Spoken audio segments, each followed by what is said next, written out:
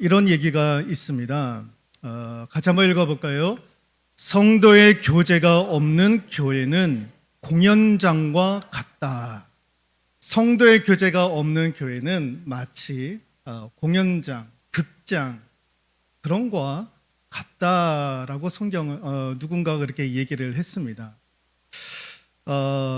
공연장, 극장, 여러분 극장도 영화를 보고 끝나면 내 옆에 있는 사람이 누군지 우리는 관심이 없습니다. 그냥 재미있고 감동 있게 그 영화 한 편을 보고 끝나면 바로 일어서서 이제 나가지 않습니까? 그때 내 옆에 있는 사람, 내 뒤에 있는 사람, 내 앞에 있는 사람이 누군지 우리는 알 필요도 없어요. 그냥 내가 영화 한 편 보기 위해서 극장에 온 거죠. 그러니까 내 옆에 있는 사람이 뭘 하든 상관이 없다라는 거죠. 마치 오늘날의 교회가 마치 이와 같다라는 거예요. 교회는 성도들 간에 교제가 있어야 되는데 그런 교제가 없다라는 거죠. 그러니까 마치 공연장, 극장처럼 예배를 드리고 은혜 받고 그리고 집으로 가면 끝. 성도의 교제가 없는, 그래서 마치 공연장, 극장과도 같은 김추자 씨가 예전에 불렀던 그 댄서의 순정이라고 아시는 분은 아시겠죠? 이 첫 가사가 이름도 몰라요, 성도 몰라. 이름도 몰라요, 성도 몰라. 여러분 교회가 그 지경까지 가게 됐다라는 거예요. 자주 보는데, 보기는 보는데 이름도 모르고 성도 모르는 거예요. 그런데 자주는 보거든요. 자주는 보니까 저분이 집사님이실 것 같아. 그래가지고 집사님 얘기를 하는 거예요. 그리고 또 이렇게 시간이 지나면서 또 아는 것 같아.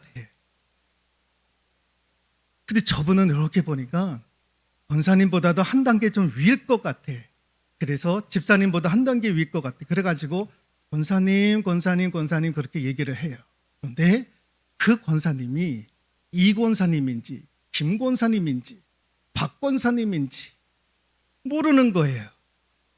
그러니까 아무나 붙잡고 알면 집사님, 더 잘 알면 권사님, 더 잘 알면 장로님.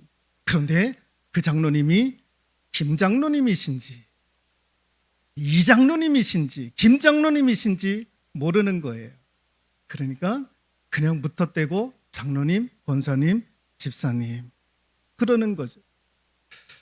여러분 교회는 예배뿐만 아니라 교제도 있어야 됩니다. 그런데 조금 괜찮은 교회는요, 그나마 끼리끼리 모임이라도 한다라는 거죠. 끼리끼리 모인다라는 겁니다. 그래도 발전이 있죠. 끼리끼리 모이니까. 근데 여러분 교제는 있는데 그 끼리끼리, 그게 또 문제 아니겠습니까? 여러분 교회는 끼리끼리 문화가 있으면 안 된다라는 거예요. 여러분 나와 절친한 교우가 있다고 할지라도 그렇게 티내서는 아니 되는 거죠. 가까운 교우가 있다 할지라도 그렇지 않는 분들하고 더 가까이 나아갈 수 있는, 교제할 수 있는 우리 세풍교회 성도들, 우리 교우들이 될 수 있기를 소망합니다. 여러분 왜 교회가 교제가 있어야 되느냐? 중요한 이유가 있습니다. 같이 한번 읽어볼까요? 교회는 교제하도록 만들어진 공동체입니다. 교회는 하나님께서 핏값으로 세우신 교회입니다. 근데 그냥 핏값으로 세우신 교회가 아니라 성도들끼리 교제하도록 하나님께서 핏값으로 세우신 공동체가 교회다라는 거예요. 그래서 교회는 성도들 간에 교제가 있어야 되는 겁니다. 여러분 아담도 하나님께서 하나님의 형상으로 지은 바 되었는데 독처하는 것이 너무 보기 싫어가지고 돕는 배필 하와를 주지 않습니까? 여러분 돕는 배필이 무슨 뜻입니까? 서로의 마음이 잘 통하도록. 그래서 돕는 배필 하와를 하나님께서 아담에게 주지 않았습니까? 여러분 하나님께서 핏값으로 자신의 몸인 교회를 세우셨습니다.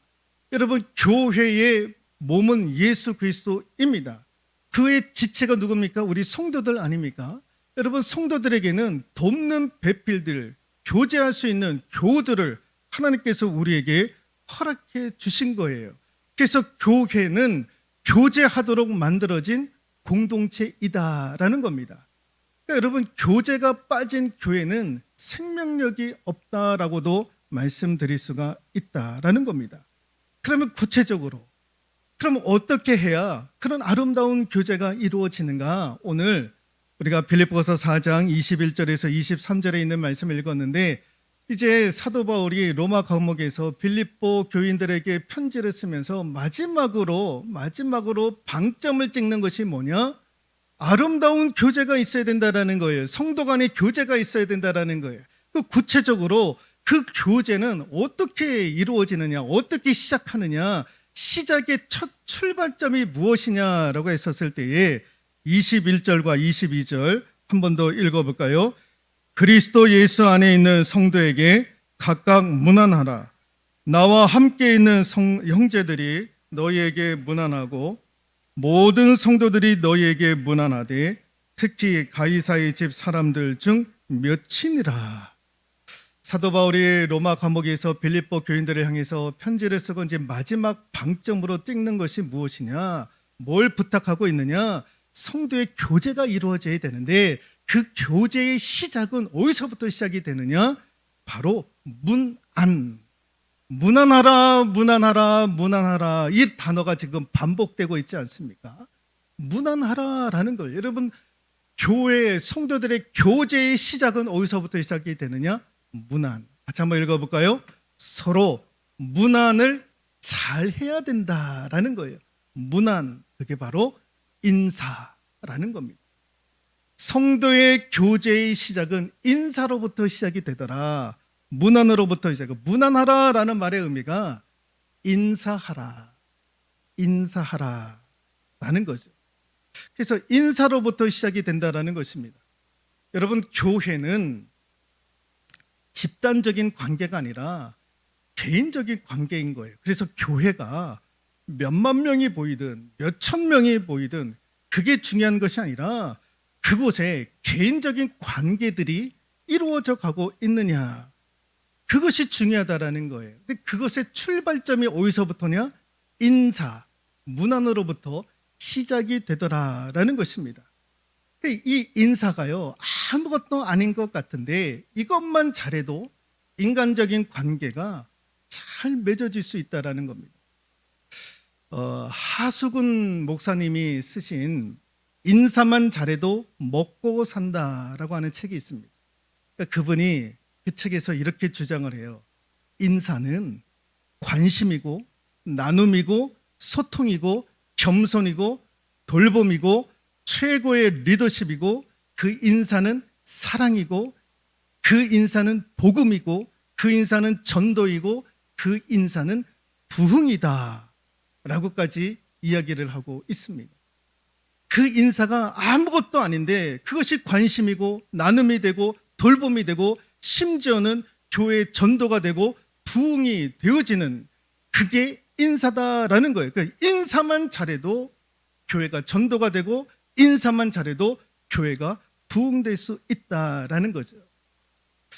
여러분, 지금 시청률이 높은 프로그램, 예능 프로그램 중에 하나, 그 최강 야구라고 하는 프로그램이 있습니다.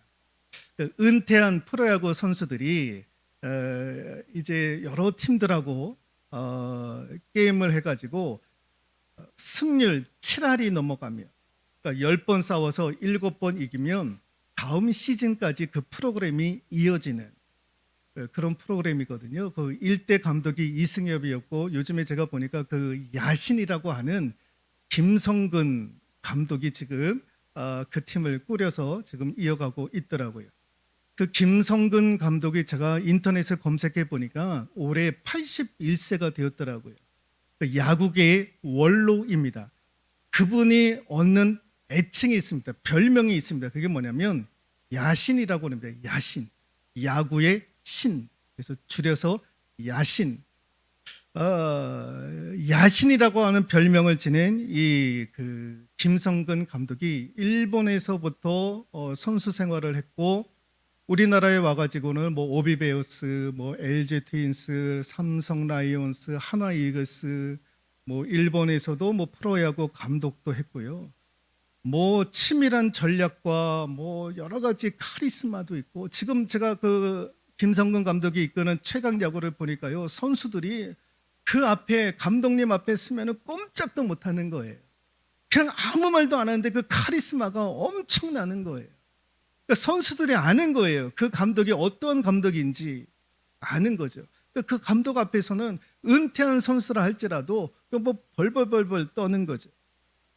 그분이 이런 주장을 했다고 합니다. 선수들에게 감독으로 부임하면 제일 먼저 가르치는 것이 무엇이냐면은 인사하는 것부터 가르친다라는 거예요.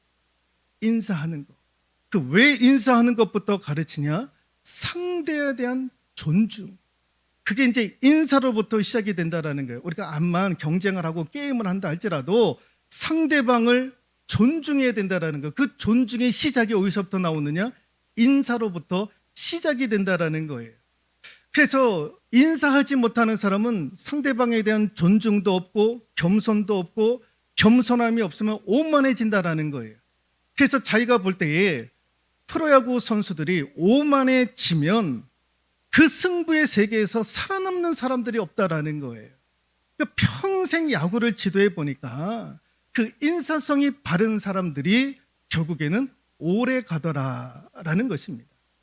그래서 제일 먼저 가르치는 것이 인사를 제일 먼저 가르친다라는 거예요. 내 안의 위대함을 느껴라라고 하는 책이 있습니다.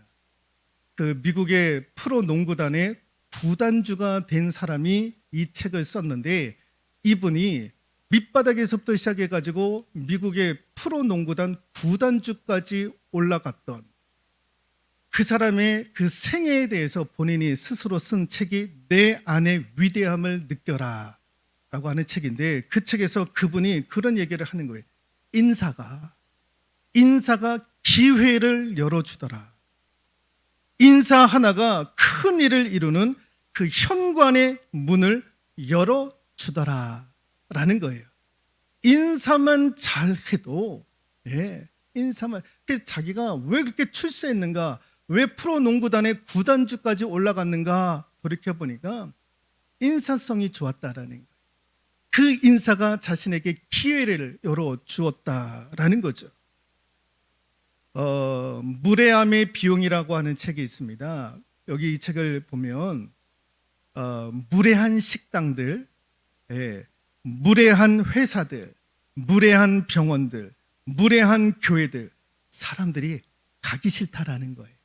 왜 가기 싫으냐? 무례하니까 인사도 없고 가게 주인이 식당을 하는 가게 주인이 소비자를 만나려면 인사부터 해야 되는데 인사도 하지 않는 거예요. 그 무례함이 싫다라는 거죠. 근데 그 무례함이 있는 교회도 사람들이 싫다라는 거예요.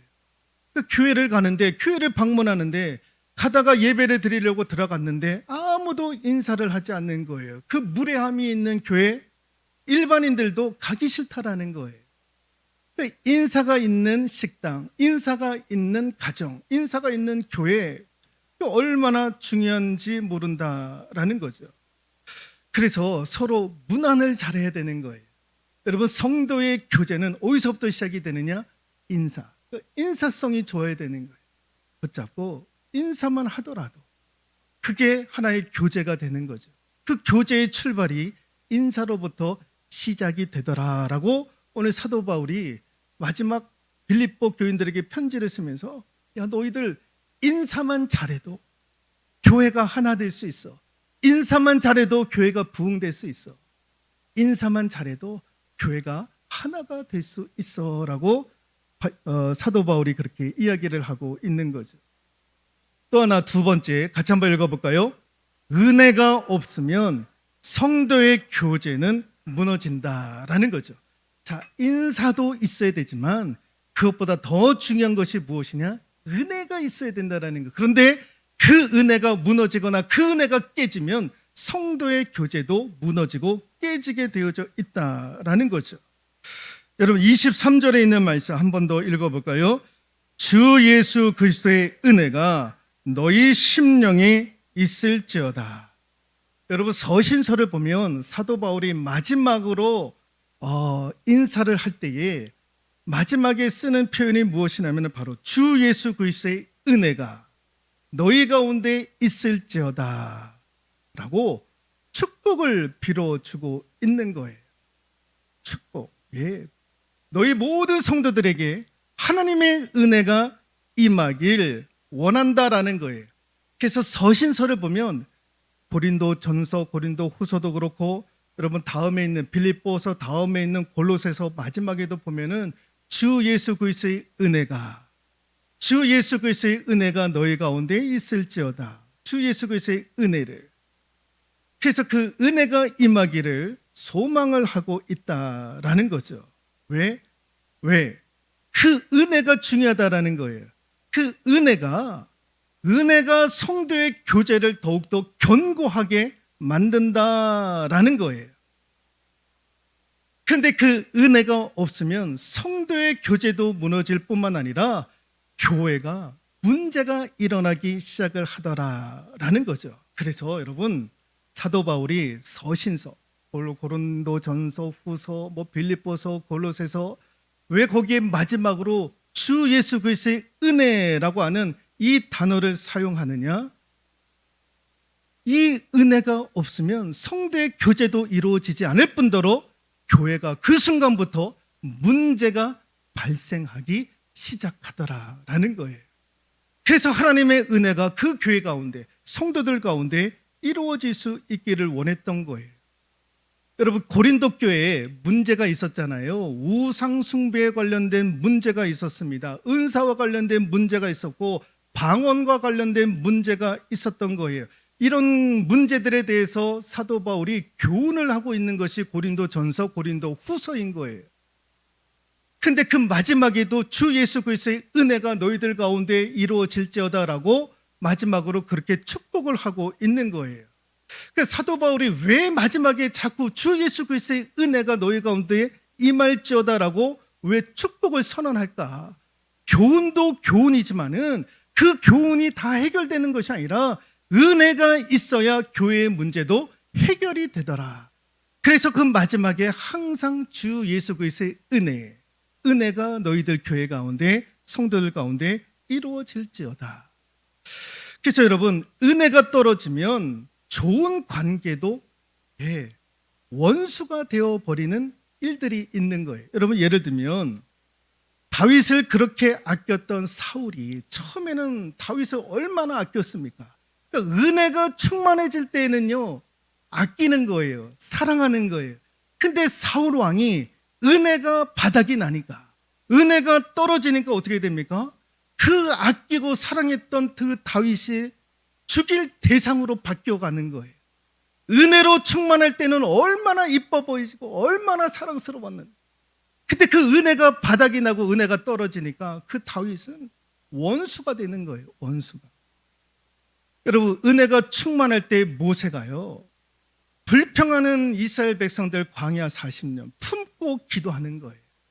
은혜가 충만했을 때에는 불평하던 이스라엘 백성들을 마음에 품고 하나님 앞에 기도했던 거예요. 저들을 치지 마시고 차라리 저를 치정 나를 차라리 죽이시라 할 정도로 은혜가 충만할 때는 그런 기도를 올렸던 거예요. 근데 모세도 은혜가 바닥이 나니까 어떻게 합니까? 반석을 칠 때 분노하면서 반석을 치지 않습니까?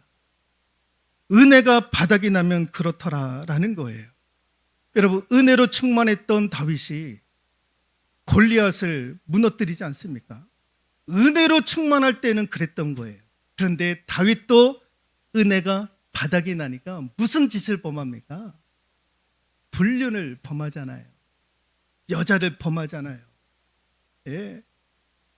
은혜가 충만할 때에는요 싸움에서 이기는 거예요. 근데 은혜가 바닥이 날 때에는 죄를 범하는 것 아니겠습니까? 여러분 은혜가 중요한 거예요. 은혜가 중요한 거예요. 여러분 러시아의 소련의 2대 서기장이었던 스탈린, 무죄한 사람들을 뭐 많이 죽이지 않았습니까? 여러분 아시는 분은 아시겠지만 스탈린은 원래 기독교인이었던 거예요. 신학 교육까지 받았던 사람이었습니다. 신학적인 지식까지도 있었고 기독교인이었던 것입니다.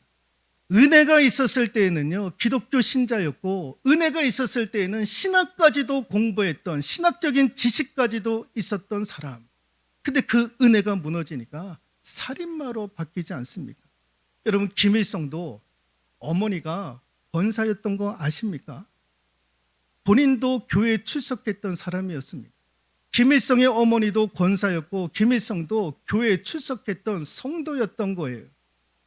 근데 은혜가 떨어지니까 어떻게 됩니까? 전쟁을 일으키고 사람을 죽이고, 여러분 북한에 있는 모든 교회들의 문을 다 닫아버리지 않습니까?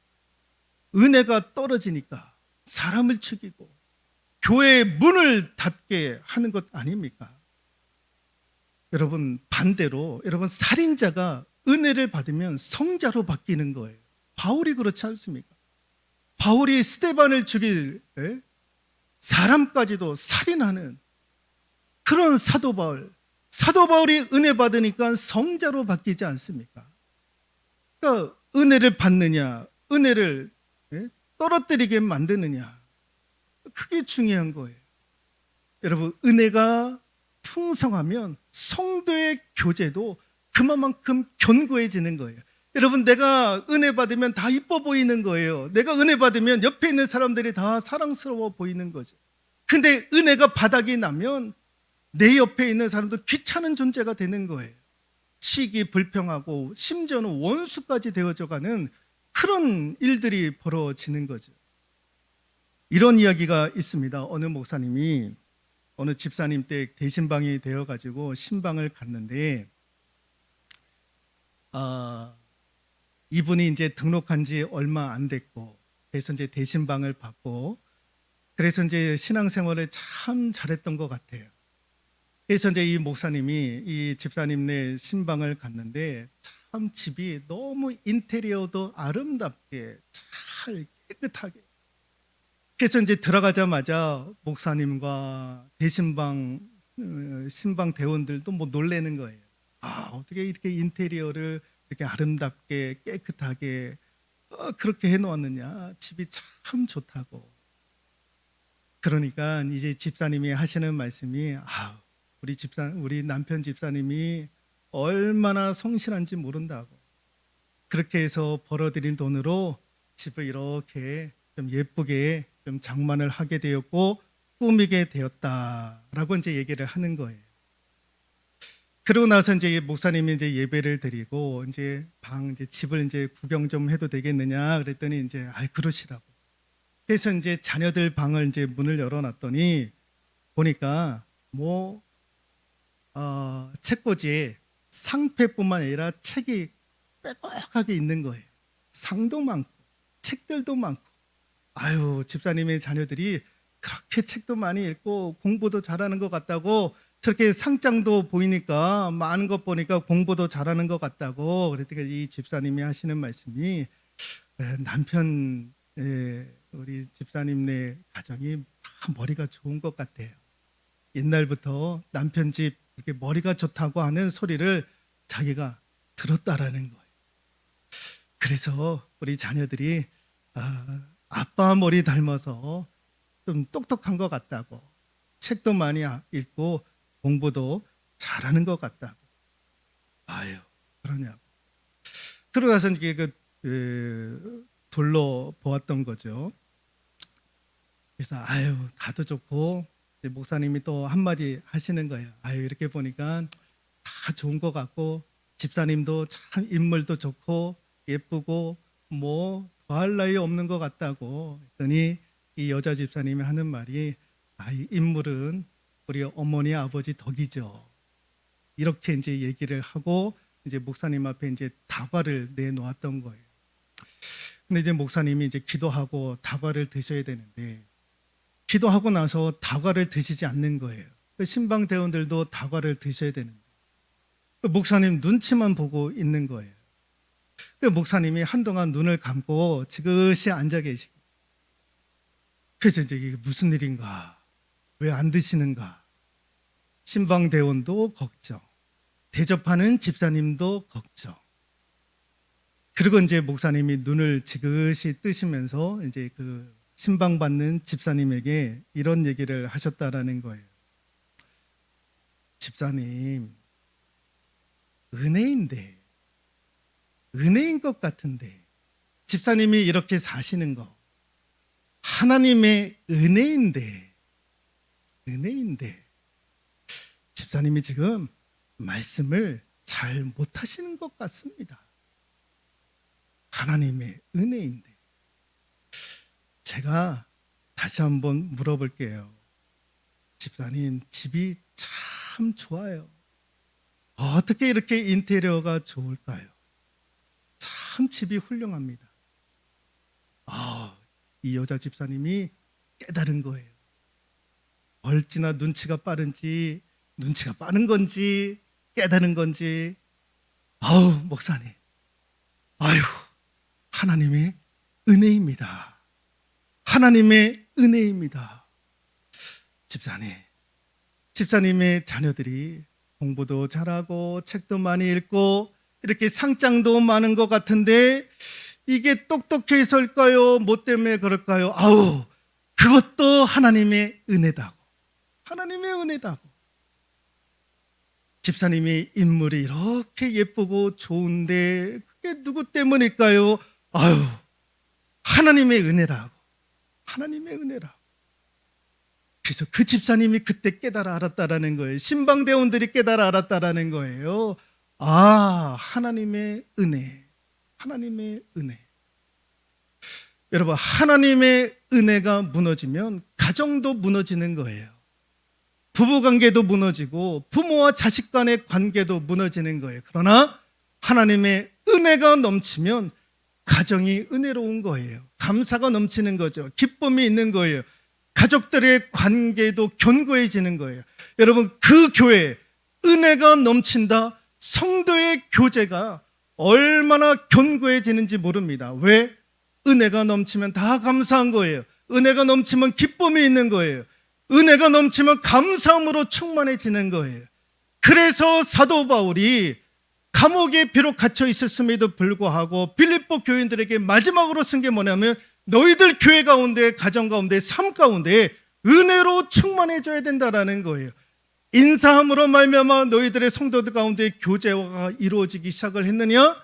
은혜로 말미암아 그 교제가 더욱더 견고해져야 된다라는 거예요. 여러분, 우리 세풍교회 하나님의 은혜로 말미암아 성도들이 교제할 때 더욱더 견고해질 수 있기를 소망합니다. 가까워질 수 있기를 소망합니다. 그 은혜가 메마르지 않기를 소망합니다. 그 은혜가 떨어지지 않기를 소망하고 그 은혜가 바닥나지 않기를 소망합니다. 은혜가 넘쳐나서 감사가 있고 사랑스럽고 기쁨이 넘치고 그러한 성도들의 교제가 이루어질 수 있는 우리 세풍교회 될 수 있기를 마지막으로 축원드리도록 하겠습니다.